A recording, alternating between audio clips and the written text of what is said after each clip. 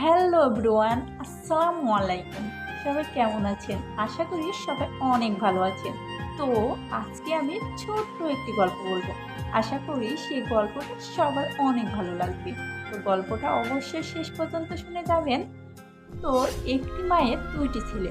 বড় ছেলে প্রবাসী।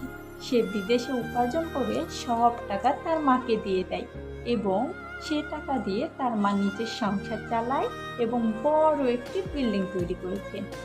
সে বিল্ডিংটা তার ছোট ছেলের নামে দিয়ে দিয়েছে।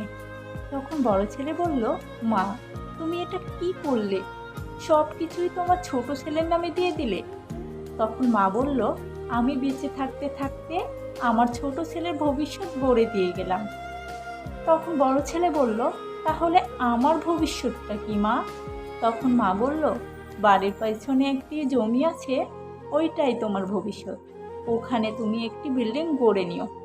এখন আমার প্রশ্ন হচ্ছে, যে ছেলেটি 10 বছর বিদেশে থেকে উপার্জন করে একটি বিল্ডিং তৈরি করলো, তার দ্বারা কি আবারও সম্ভব আরও 10 বছর বিদেশে থেকে আরেকটি বিল্ডিং তৈরি করা? তাই সকল প্রবাসী ভাইদের উদ্দেশ্যে বলছি, আপনারা আপনাদের উপার্জনের কিছু টাকা সঞ্চয় করুন।